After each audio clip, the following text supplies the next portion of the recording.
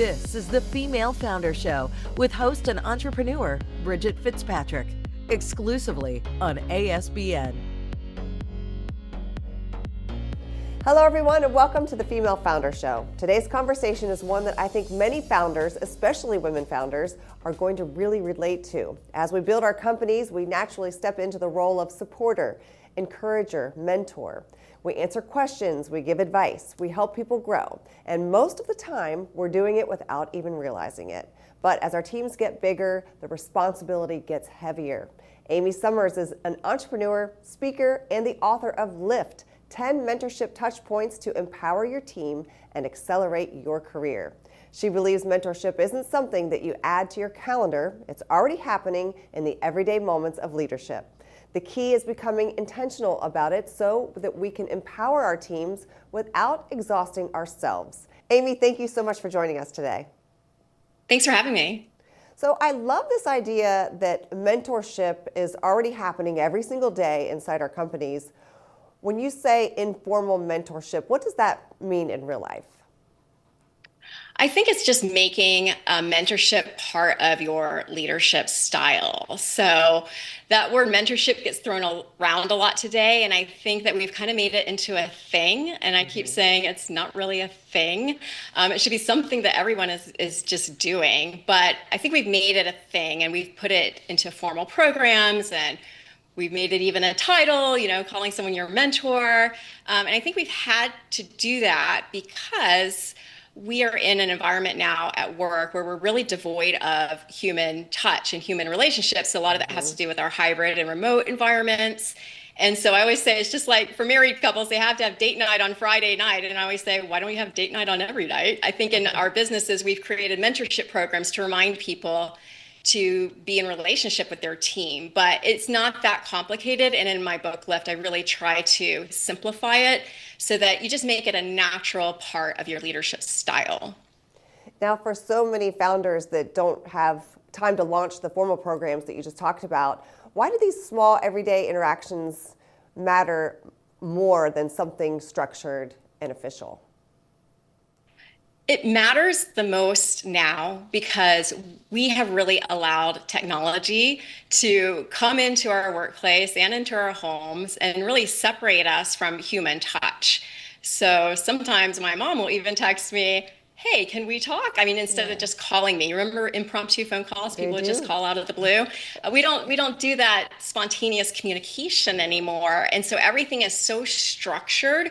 What we need to really aim to do is bring back that human touch and just be human. Just pick up the phone, call somebody. Just if you're in an office, walk into someone's office unannounced and just say, hey, I really appreciate what you're doing. Those are the types of things that we need to be more intentional about now. Yeah, I hope we start to see more of that. I feel like we're starting to see more people in the office now and kind of getting back to pre-COVID mentalities, but I do hope that we get back to more of that. So, because I miss it for sure. Yeah, and if we don't, if you are in that type of an environment, then we just have to be super intentional about it. Because if we are being separated by screens, then we have to remind ourselves that we have to break that down. Because our technology is great. It makes us very productive, very efficient, but it also it protects us from talking to people. My phone asked me the other day, would you like me to start screening all your calls? I'm like, I don't think so, because what if somebody important calls me or somebody that I really want to talk to, and how is it screening my calls? So we just have to remember, we have to take charge of obviously our boundaries and our schedule, but we can't automate everything. You can't automate human connection. Exactly. In those small moments of mentorship that you talk about, we probably don't often recognize when they're happening. Does something get lost there? Talk to us about that. Yes, so in my book, Lift, I outline 10 touch points is what I call them. And they're just simple things. And probably most people will read my book and go, oh, I've done that before. But what I've tried to do in the book is name what they are and then just help, leaders to make them more habitual. So be more intentional about them. You've probably done a lot of these things before. We're just not in the habit of doing them. So for example, touch point number 1 is just show up. Show up. And so we're not showing up in a lot of spaces these days, for instance. in the interview process. How often does the CEO or the manager just show up in an interview and see what talent they're hiring? It signals to whoever you're hiring that they are important. And it also lets the leader know who they're bringing in on their team. And you can't get that from just technology and paper, and what somebody looks like on a resume is not maybe how they might be in person. So just showing up in some of those spaces, showing up in a meeting, showing up for somebody, that shows a lot of respect, and it creates a connection, and it makes your team want to work harder for you because it's signaling to them that you cared enough to attend.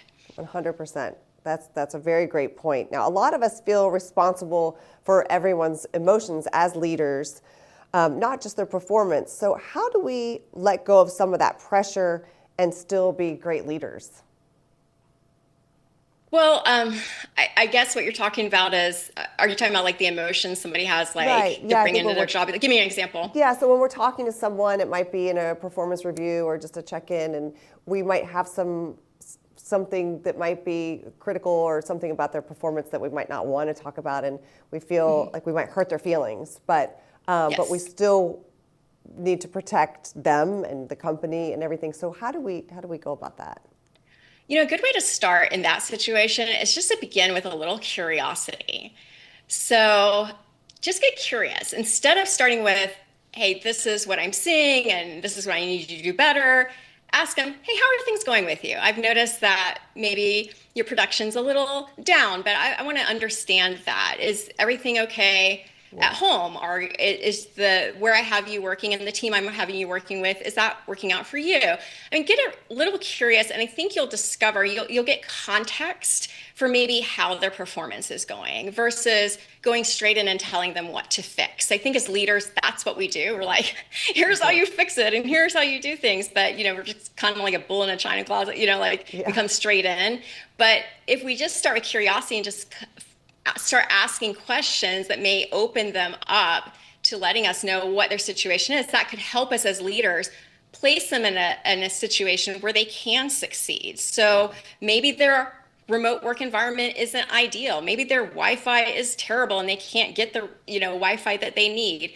Then we can start problem solving from a different perspective because we have more understanding and more empathy for their condition. I love that. It makes so much sense. Be curious. Ask the questions that need to be asked. I love that. Thank you for that advice. Very good.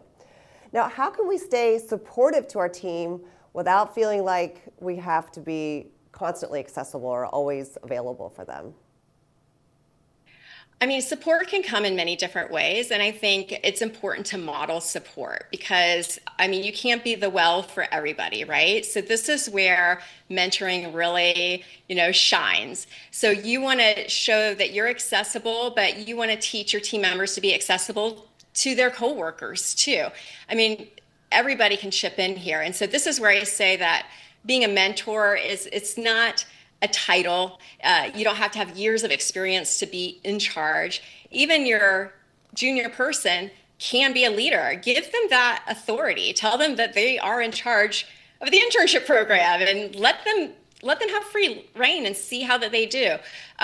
This way you're shifting the responsibility to everybody to be accessible and to help build up. And so then it becomes more of a team and collaborative effort versus just one person having to have that weight on their shoulders of being the only person that everybody can go to. Yeah, I think that would probably be really good for culture as well, to know that there's layers of mentorship that doesn't only come from the top. So I think that's a great point.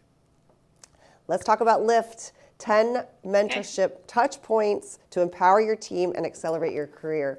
What are some of the takeaways that you'd like your readers to take away from the book?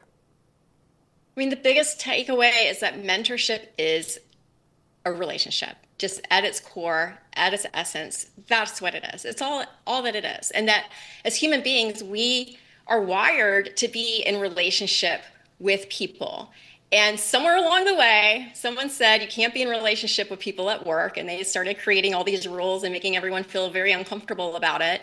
But the truth is that you just can't get past that human nature that we do want to be in a relationship. And for a lot of people, they spend the majority of their time at work and with the people they're working with. So investing your time and your energy into the people that you work with and treating them with, dignity and kindness and respect and all of those things that hopefully you're also doing at home with the people that you live with, it goes a long way. And I would say that, at the end of your career, and I mentioned this in the book, what really matters is going to be all these relationships you've had along the way in your career. It's not going to be how much money you made or, what title you had or, how many events you went to, you were at the Grammys or the Oscars. All that stuff is not really going to matter. What you're really going to remember is the people you helped build up. And that is a true treasure at the end of your career. It really is. What it's all about is the people, right? Mm-hmm. Yes. Yes. Amy Summers, thank you so much for joining us today. We really appreciate all the time and great advice that you've given us, and really excited about the book. Congratulations. Thank you so much for joining us. This is great. Thank you for having me. This is the Female Founder Show with host and entrepreneur Bridget Fitzpatrick, exclusively on ASBN. If you're a female founder and would like to help other female founders with your inspiring story, we would love to hear from you.